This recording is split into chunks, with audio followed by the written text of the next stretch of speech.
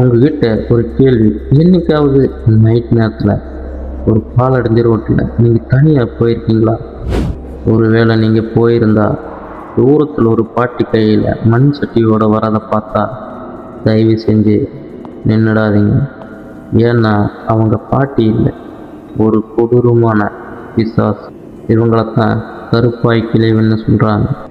ஒரு காலத்தில் பில்லி சூனிய வைக்கிறவங்க ஒரு கிராமத்தையே மொத்தமாக அழிக்கிறதுக்காக ஏவி விடப்பட்ட ஒரு கருவிதான் இந்த ஆவி.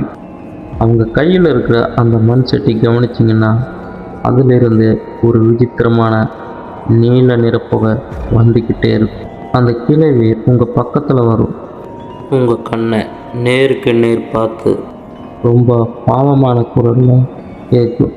தம்பி, ரொம்ப பசிக்குதுப்பா, கொஞ்சம் சாப்பிட்றதுக்கு ஏதாவது கொடுக்குறியான்னு.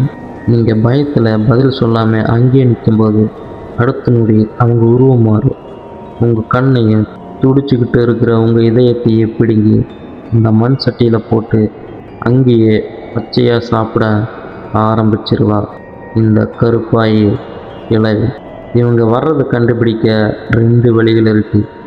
ஒன்று, அந்த இடத்துல அழுகி போன கருவாடு வாசனை பயங்கரமாக அடிக்கும்.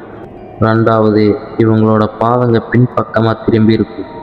இதையெல்லாம் விட கொடுமை, இவங்க சிரிக்கிற சத்தம் ஒரு நரி உளையோடுற மாதிரி இருக்கும். ஆனால் இவங்க கிட்ட இருந்து தப்பிக்க ஒரே ஒரு வழி தான் இருக்குது. இந்த கிழவிக்கு உப்புனா ரொம்ப பயம். ஒரு கைப்பிடி உப்பை அந்த மண் சட்டிக்குள்ளே போட்டிங்கன்னா அந்த சட்டி உடைஞ்சு அந்த கிழவி அங்கேயே எரிஞ்சு சாம்பலாயிடுவா.